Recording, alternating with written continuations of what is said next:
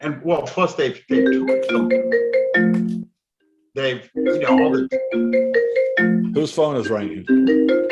That's my stupid computer going off.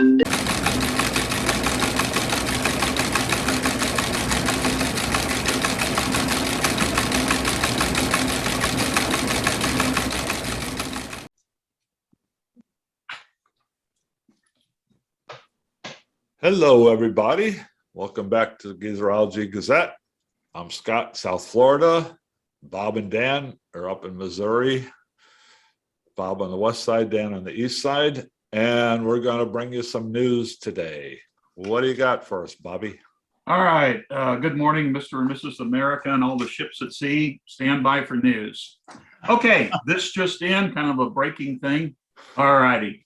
Okay, if everybody remembers after November's presidential election, Rudy Giuliani, Donald Trump's preeminent lawyer fighting for a redo on the election, had his notorious press conference at Four Seasons Landscaping in Philadelphia. And we all remember him standing in front of the garage door, Right. And Donald Trump thinking they were going to do it at the Four Seasons Hotel, and it turned out to be, the landscaping company. Well, yesterday, that same Four Seasons company played host to a punk rock concert.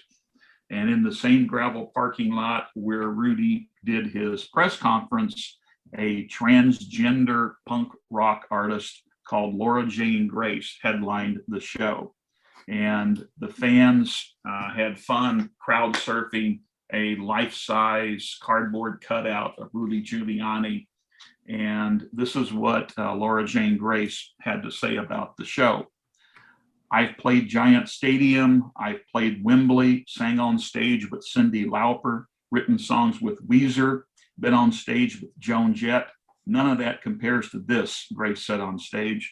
I'm 40 years old and I can draw a bigger crowd than Rudy, and I have more Twitter followers than Donald Trump, which isn't so bad for a transgender high school dropout. Yeah, well, that's not too hard to do either when Donald Trump doesn't have a Twitter account anymore. But. True. So maybe that's a faint thing to claim, but anyway, Rudy did his infamous press conference there about 9 months ago. Right. So this concert had about 200 people. Some of them came as far away as North Carolina and Florida. There was a small stage set up in the gravel parking lot. And the stage was surrounded with shrubberies, and it was near the infamous garage door that Rudy stood in front of. And next door to a sex shop, right? And there is a sex shop nearby and a crematorium across the street. And so anyway, the performers were framed by landscaping equipment, bags of rock salt, fuel tanks, wheelbarrows, and the perimeter had Four Seasons landscaping trucks around it. I'm wondering, did the proprietor of the store, was this his idea, or did this Laura Jane Grace go to the store and say, hey, can I do this? I'm just wondering where that idea came from. Who was the one who was really trolling Rudy? Was this the landscaping company were the ones that set this up? Okay. And yeah. they've taken advantage of their fame from this, and I mean, they've been selling T-shirts and all kinds of stuff. So kind of a tongue-in-cheek statement from two people from the company. They said that Four Seasons is still all about landscaping, and they called this a phenomenal show. And they said they're now getting requests from other musicians that want to play there. But they said that, like hosting a news conference site, this is a one and done thing for them as it stands right now. But they did say that between Rudy's press conference and this concert, yesterday's show, they said was definitely a lot more organized, and quoting them, a lot more planning and effort went into this concert, and we knew what we were getting into ahead of time. So there's just a certain irony that a transgender artist, headlined this show at the site where Rudy made his gallant stand in defense of Donald Trump's big lie. Well, Laura Jane Grace does have a Wikipedia page, as I see. And yeah, she's from Gainesville, Florida. Mm-hmm. So she's from my state. Yes. And, That's pretty good. Probably the best thing that ever happened to that store was that screw up that Yes. Rudy Giuliani. Yeah. Pretty And funny. yeah, and Laura started out life as Thomas, so hasn't quite transitioned fully, but is okay. trans. All right.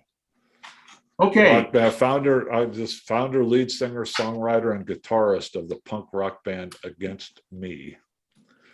So okay. All righty then. Might have to go. I'll have to go look that up and hear what she sounds like. Yeah, I've never heard her music before, so I just thought the event was kind of interesting. Okay, so 40 years ago, the Rolling Stones released the album Tattoo You, and that was their last album to hit #1 in the United States. So as part of the 40th anniversary celebration, the band on October 22nd is going to release a newly remastered version of that 1981 album. In addition, they're going to release deluxe versions of the album as well.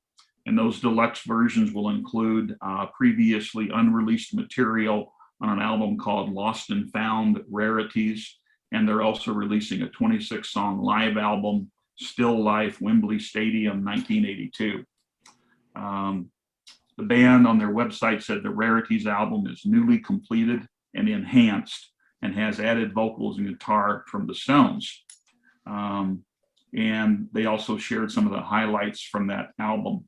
And it says among those previously unreleased songs is one called Living in the Heart of Love. I've heard that one, and it's a pure Stones rock workout.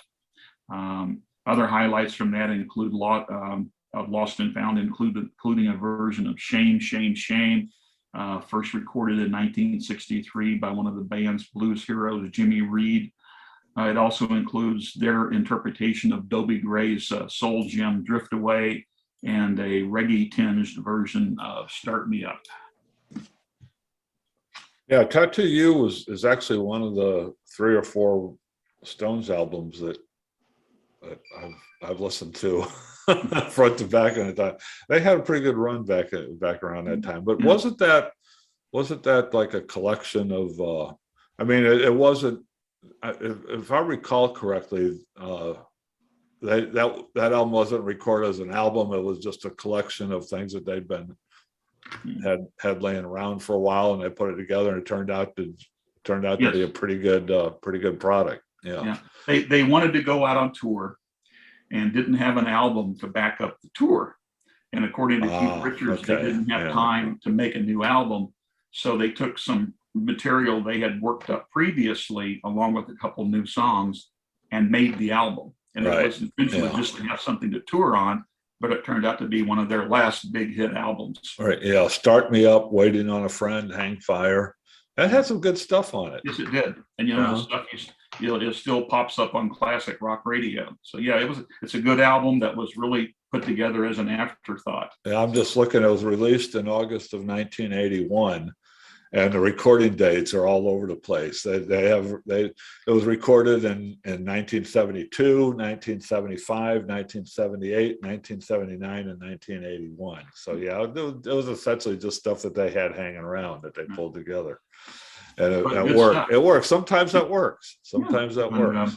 Yeah, and "Start Me Up" was the last Stones single to reach as high as #2 in the U.S. So, really? Yep. God, so they're still a phenomenal touring group, but their album sales kind of dropped off in the U.S. after that album. Oh, okay.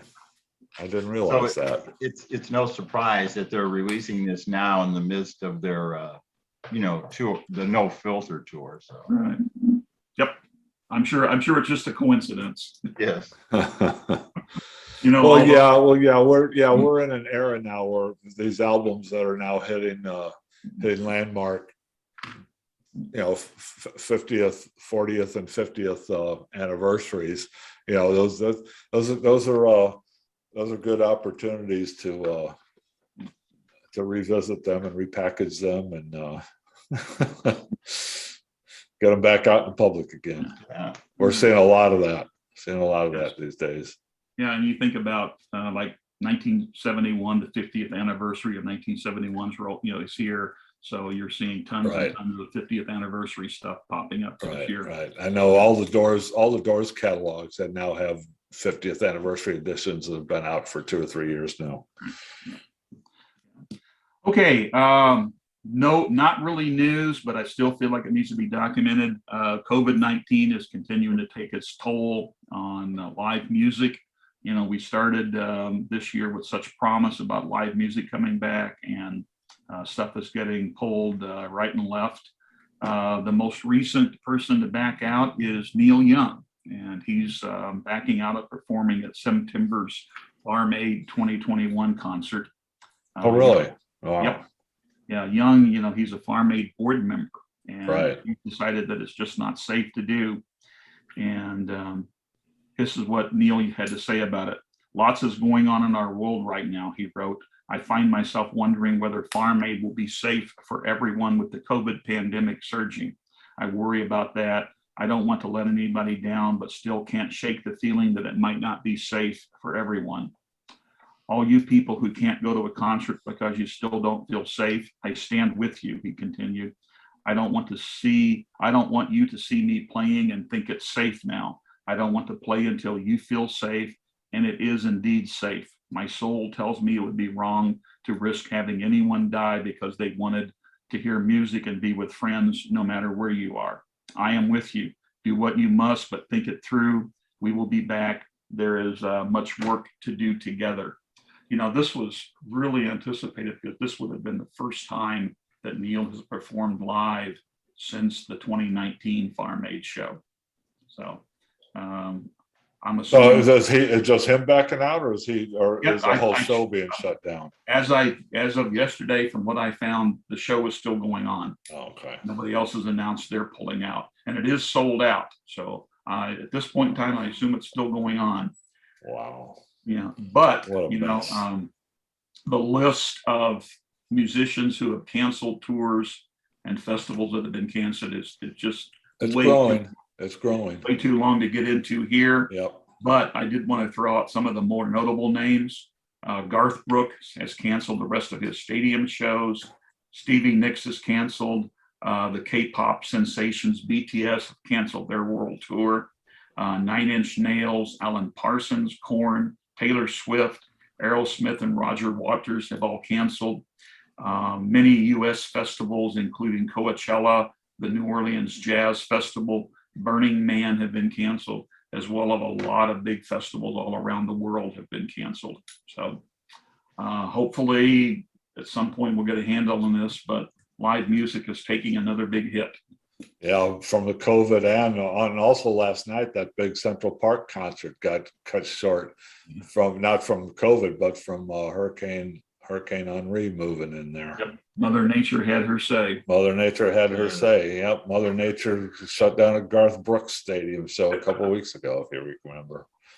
Remember the old 70s commercials? It's not nice to fool with Mother Nature. Yep. The margarine. Yep. The margarine commercial. Yeah. All right. So guys, if you got anything to throw in, please feel free to take center stage. D, what you got? All right, this is going to fly in the face of all the artists and concert cancellations due to the concerns about COVID. Because just a couple days ago, Jackson Browne has announced a national tour. First concert, August 27th in Bethel, New York, which is near where Woodstock was. Let me back up a little bit.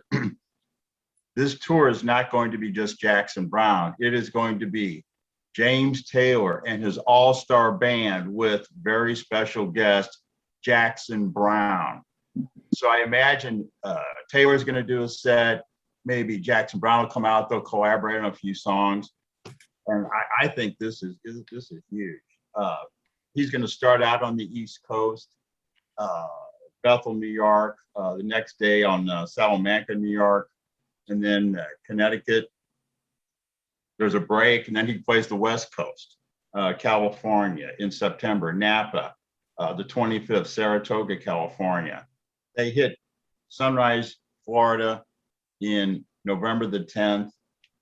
They pick up the latter part of the Midwest in the early winter, St. Paul on November 28th, and they hit St. Louis December the 4th at the Enterprise Center, December 5th, T-Mobile in Kansas City. And What's the venue in Sunrise? That's just right around the corner from me. uh, Does it say? I didn't jot it. It said it, but I didn't jot it down. Oh, Whatever the largest venue is there. And Well, it's not a stadium tour, is it?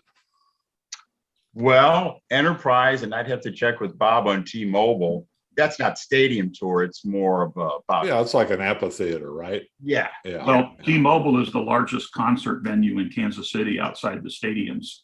So it's a huge center. Oh, So he's going. I just Googled it. He's going to be at the BB&T Center, which is a hockey arena. That's where the Florida Panthers play hockey. so there's probably more than 40 dates in the US that Jackson Browne and James Taylor are doing. And to me, this is huge. And then, of course, I don't say of course, but they're going to require fan goers to wear masks or show proof of vaccination. And Yeah, hopefully they'll get that in. And we, Browne was a COVID patient last year. Oh, was he? Mhm. so, for me, I thought that was really, more than coincidental. He's doing this major tour with, some of the more important singer-songwriters of the last 30 years. And I'm seriously thinking about getting tickets for the St. Louis show.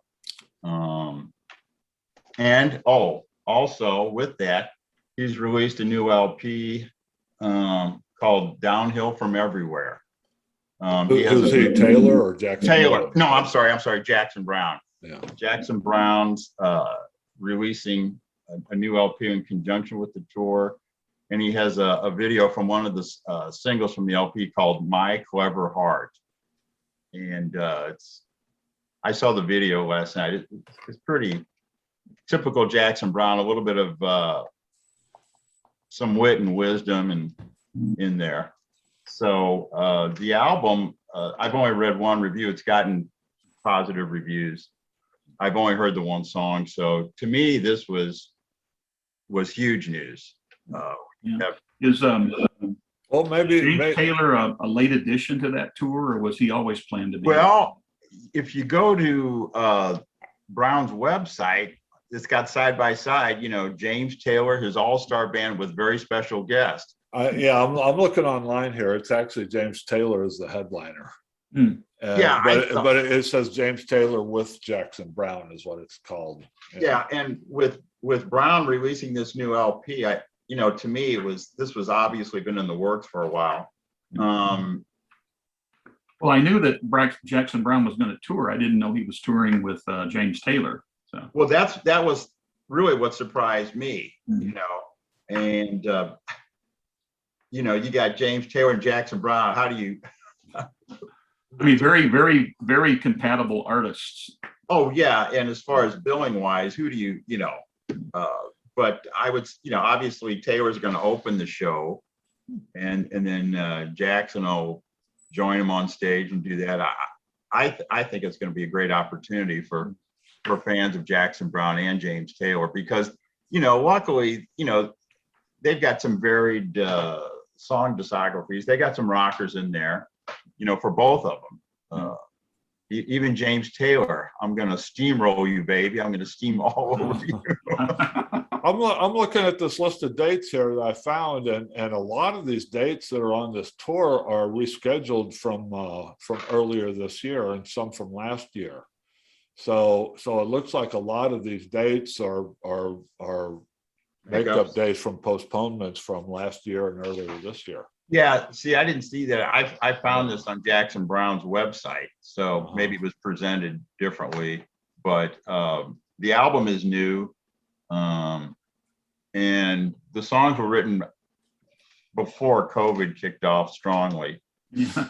And then one other small item referencing iconic classic rockers. He's a very, very short tour and a stay in Las Vegas, the one and only John Fogerty. John Fogerty. he's playing some shows on the East Coast, New York, August 27th, August 29th in Pennsylvania, Foxwoods Casino. Then September 24th, Napa, California, September 25th, Saratoga. And if you want to see him in Las Vegas, he's playing at the Wynn. Dates October 6th, 9th, 10th, 13th, 15th, and 16th. And Connecticut, November 12th. And then he finishes up in June 11th at the Blue Villages Growly in Netherlands. So John Fogerty's out there, but if you want to hear him, you'll have to go to Las Vegas. Oh, Yeah. I heard Fogerty on his Blue Moon Swamp tour when he released, that Grammy-winning album, and it was phenomenal. It was just incredible. And I read an interview with him that he felt his guitar playing wasn't adequate enough, so he went into seclusion for like a year or two and studied with some guitar master, and you could tell it in his playing. It was phenomenal. And he had Kenny Aronhoff on drums with him, and he is just a mesmerizing drummer. I was lucky enough to be about 3 or 4 rows back at an outdoor thing at Starlight Theater, and it was great. I would love to see John Fogerty. And then I got to see him the second time at a small club in Kansas City called the Uptown Theater, and that was another great show. And dovetailing on your concert announcement, the Doobie Brothers kicked off their 50th anniversary tour today at the Iowa State Fair, and they're touring with Michael McDonald. It's the first time they've toured together for 25 years. And they're also releasing a new album October 1st called Liberté. And they've pre-released a 4-song LP that's out on the streaming media platforms. Interesting. One more little throwback with Fogerty. Have either one of you, he recorded a song called Weeping in the Promised Land, and it's a video. You're familiar with that, Bob? Mm-hmm. Yeah. Okay. I guess it was released earlier this year. It's a real timely, it addresses the COVID issues and that. Something, I think he did that with his family, if I'm not mistaken. If I remember. Well, it was him on a grand piano on a mountain. Yeah, I remember that. But I know he did. Maybe I'm thinking, but I know that he did some pandemic stuff where he did some music with his family members, kids and stuff playing with him. Yeah, but I remember that video on the mountain. Yeah. Great. And also, we can't forget that John Fogerty contributed one of the greatest rock and roll songs dedicated to baseball. Center field. Yeah. And it's played across stadiums today still. So. Yeah. And every time he does that song, the 2 times I've seen it, he pulls out a guitar shaped like a baseball bat. Yeah. I love it. Yeah. Anything else, you guys? I'm good for now. That's all I have. Monday, tomorrow, is the 59th anniversary of the wedding of John Lennon and Cynthia Powell. They were married in Liverpool's Mount Pleasant Registrar office, and in the afternoon and that evening, Lennon played a gig with the Beatles at Liverpool's River Park Ballroom. So, you got to get that gig in. Yeah. Well, I remember somebody who watched baseball at his wedding. So, what do you want? Yeah. Also, tomorrow will be the 51st anniversary of the final show that Lou Reed did with the Velvet Underground. They performed together for the last time on 23rd of August, 1970 at Max's Kansas City. The the final Velvet Underground album that was released, not the final Velvet Underground, the final Velvet Underground album released with Lou Reed was a live album that the record company put together to fill out the contract, called Live at Max's Kansas City. There's been a rumor for years that was this last show that was the anniversary tomorrow, but that's been disputed, and I don't think anybody's ever really proved whether it was or wasn't. But just a little piece of trivia there. But anyway, Reed left the Velvets, went back to his parents' home, lived with his parents, and worked as a typist in his father's accounting business for a couple of years before Richard Robinson took him to London and recorded his first solo album. Okay, on Tuesday, 40 years ago Tuesday, Mark David Chapman was sentenced to 20 years in jail for the murder of John Lennon. About 8 months after the murder happened, he was given a 20-year jail sentence. Over the next few months, Chapman would claim many times to have been beaten by fellow inmates, some of whom allegedly tried to kill him. He was not a popular inmate. I guess a lot of those inmates were Beatles fans, I guess. Okay, here's a good one. On Wednesday, 25th of August, 2009, 12 years ago Wednesday, Bob Dylan revealed during his weekly radio broadcast on Six Music that he was speaking to a number of car companies about becoming the voice of their satellite navigation systems. Dylan said he thought it would be good for drivers to hear him saying things like, "Take a left at the next street. No, a right. You know what? Just go straight."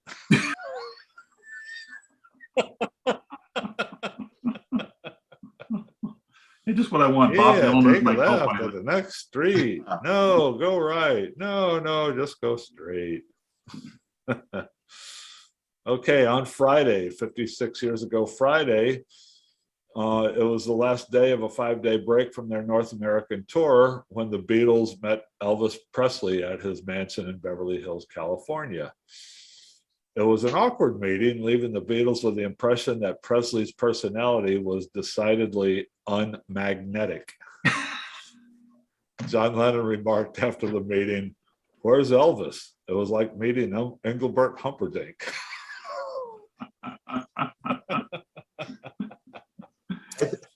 Maybe they caught Elvis on not a very social day, but Yeah. Or maybe they were upset they weren't offered any peanut butter and nanner sandwiches. 2 years to the day after the Beatles' first meeting with Elvis Presley was the day that Brian Epstein was found dead in his London home. That was on 27th of August, 1967. A coroner's inquest said he died from an overdose of carbitrol, which is a sleeping pill. Epstein also managed other artists, including Jerry and the Pacemakers, Billy J. Kramer and the Dakotas, Cilla Black, and the Remo Four. The first contract between the Beatles and Epstein was auctioned in London in 2008 and was sold for £240,000. see, I didn't know that Epstein also managed Jerry and the Pacemakers because the founder, Jerry, he passed away earlier this year, and I saw where McCartney, he did one of the Pacemaker songs that Jerry wrote, like a tribute, because obviously they knew each other, and Ferry Across the Mersey. Yeah. Remember that. The big anniversary on Friday, 31 years ago, was the day that Stevie Ray Vaughan was killed in a helicopter crash. Sad day. Yep, the helicopter hit a man-made ski slope while trying to navigate through dense fog. Vaughn had just finished playing a show at the Alpine Valley Music Theater in Wisconsin with Robert Cray and the Memphis Horns, and also Eric Clapton was on that bill. Vaughn was informed by a member of Clapton's crew that 3 seats were open on a helicopter returning to Chicago with Clapton's crew, and it turned out there was only 1 seat left. And Vaughn asked his brother Vaughn's brother was supposed to be on it, and Stevie Ray asked his brother if he could have the seat instead, and his brother said sure. Oh, Yeah, turned out to be a fatal move there. 3 members of Eric Clapton's entourage were also killed in the crash. Just like Waylon Jennings gave up his seat on that Buddy Holly plane. Right.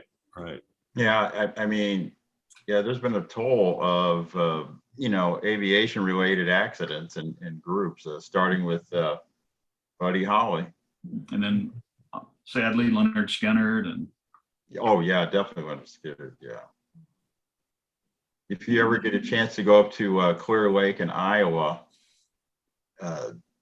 they have the theater, where they were on that rock and roll tour in February, I think, 57.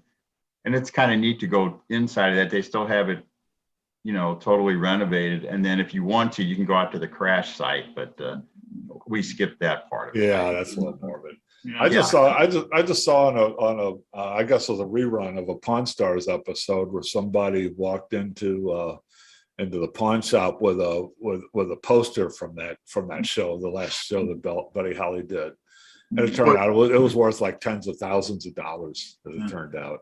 Yeah. Waylon Jennings told a chilling story about that when he gave up the seat on the airplane. And he supposedly, Buddy Holly made some comment to us that said, and I guess Waylon was going to take the bus. And Buddy said, well, I hope your old bus breaks down. And Waylon said, yeah, well, I hope that plane falls out of the sky. Oh, geez.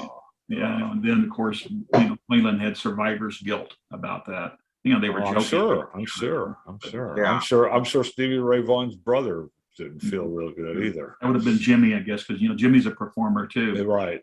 I thought it was, but I wasn't for sure, so that's why I didn't mention it. Okay. Also on Friday will be the 8th anniversary of the twerk heard round the world, the twerk scene around the world, I guess, right? Miley Cyrus's risque performance at the MTV Video Music Awards. I had to endure my girls when they were young watching her as Hannah Montana on Disney. The Parents Television Council issued a complaint against MTV over the 20-year-old's routine, which had her dancing suggestively in a nude bikini with singer Robin Thicke. The Parents Television Council argued that the show should not have been rated as suitable for 14-year-olds, adding that heads should roll at MTV. Well, I don't know about heads, but other things rolled at MTV that day. Yeah. Most definitely. Oh, yeah. Okay, speaking of Beatles' first meetings on next Saturday, 28th of August, will be the 57th anniversary of the Beatles' first meeting with Bob Dylan. The Beatles had played at the Forest Hills Tennis Stadium on the afternoon of 28th of August in 1964. This is in New York. And Dylan was playing at that venue that evening. So that venue was hosting a doubleheader, the Beatles in the afternoon and Dylan in the evening. So the Beatles met Dylan for the first time at the Delmonico Hotel between the two shows. And that's the day that Dylan introduced the Fab Four to marijuana.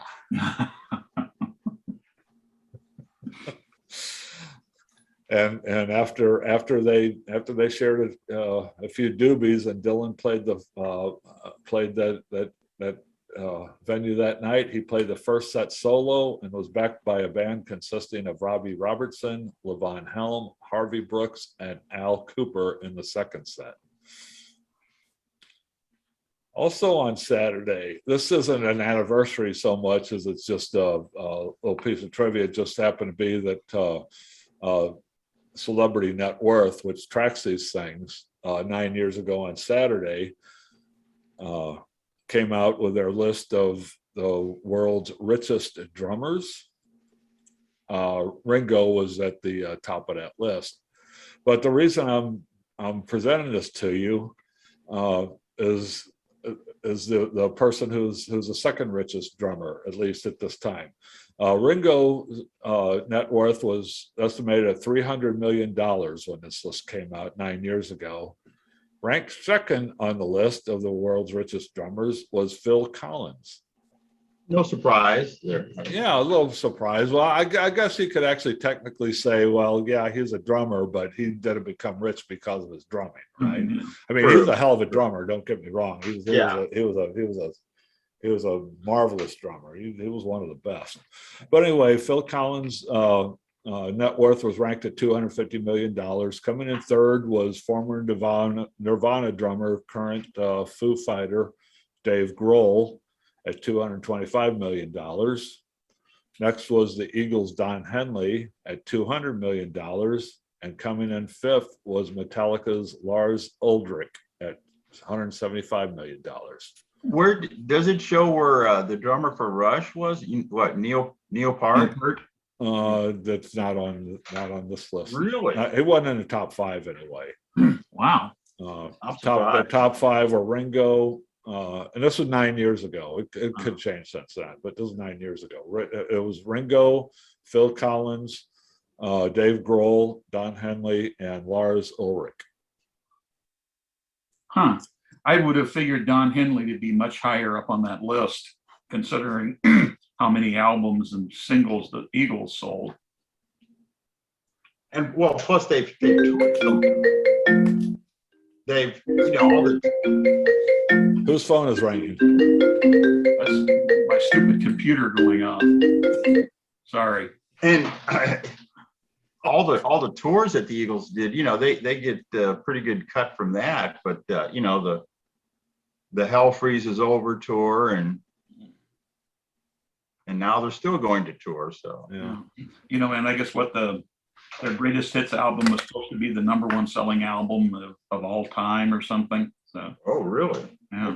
Well, but a lot of that is not just from drumming either. I mean, some of that might have to do with publishing rights and everything like that. It doesn't really say that they made all their money from drumming. It just says that they're drummer. Yeah. They're the richest people who play the drums, I guess, is a way to put it. Anyway, birthdays. Today is would have been the 104th birthday of John Lee Hooker. He was born on 22nd of August of 1917. Also born today, 76 years ago, still kicking as far as I know, is Ron Dante. Do you know what the first thing is that you heard from Ron Dante? I got nothing. He was the lead singer and songwriter of the Archies, who had the #1 single, Sugar, Sugar. Sugar, Sugar. He was also the songwriter and the lead singer for the Cufflinks #4 single in 1969 called Tracy. Happy birthday, Ron Dante. You've had a good career. If I get an earworm because of that, I'm blaming you. Also today is the 58th birthday of American singer-songwriter Tori Amos. Tomorrow will be the 75th birthday, God rest his soul, of the Who drummer Keith Moon. He would have been 75 tomorrow. And also an anniversary on this day, on Keith Moon's 21st birthday, is where his reputation grew up around him. At his 21st birthday party, the police were called to put an end to the festivities when Moon drove his Lincoln car into a Holiday Inn swimming pool. The last album that Keith Moon performed on before his death, I can't remember the name of the album, but the band members of the Who were sitting on a stage in these canvas stage chairs, and the chair that Keith is sitting in has stencil on the back of it, not to be taken away. So kind of an eerie little premonition there. Yeah. So anyway, Moon drove his Lincoln into a Holiday Inn swimming pool, and then when he was trying to escape before the cops got to him, He snuck outside and got into a Lincoln Continental and attempted to make a getaway. Unfortunately, in his inebriated state, he released the handbrake and began rolling towards the pool. He simply sat back and waited as the car crashed through the fence, around the pool, and into the water. You know, Keith is also famous for the appearance on the Smothers Brothers show where he got a little carried away with the smoke bombs and blew everything up on stage. It damaged Townsend's hearing. Yeah. Yeah. Okay, Tuesday will be the 76th birthday of Ken Hensley, former singer-songwriter and multi-instrumentalist for Uriah Heep. Yeah, Remember them? I saw them in concert. Yeah. It was That's a guilty pleasure from the old days. Yeah. yeah, they were. They were one of the early prog bands. Yeah. They were kind of a bridge between the psychedelic and prog, I think. You know, they weren't really prog, but they were one of the earliest ones to move in that direction, I think. Wednesday, happy 72nd birthday to Gene Simmons of Kiss. Also Wednesday, happy 70th birthday to Judas Priest singer and songwriter Rob Halford. Also Wednesday, a big day for birthdays. Happy 67th birthday to Declan McManus, better known as Elvis Costello. Also on Wednesday, the 60th birthday of country singer Billy Ray Cyrus, who we just learned that his daughter got into a little trouble at MTV VMA Awards. Was that what day was that? Oh, was that his birthday when that happened? That was no,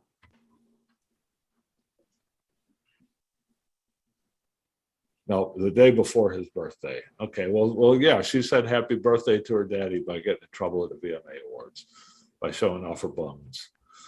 On Friday will be the 68th birthday of Rush guitarist Alex Lifeson. And Saturday would be the 79th birthday of Velvet Underground guitarist Sterling Morrison, who died of cancer in 1995 at a young age. Also next Saturday will be the 73rd birthday of Chicago drummer Danny Serafin. Saturday, the 56th birthday of Shania Twain. Also Saturday, the 53rd birthday of actor, comedian, and musician Jack Black, who was half of the comedy rock duo Tenacious D. And Saturday, wrapping it up, well, Saturday, get this Saturday will be the 53rd birthday of Mary McCartney, Paul and Linda's daughter, Mary. She'll be 53 years old. Wow. Good grief.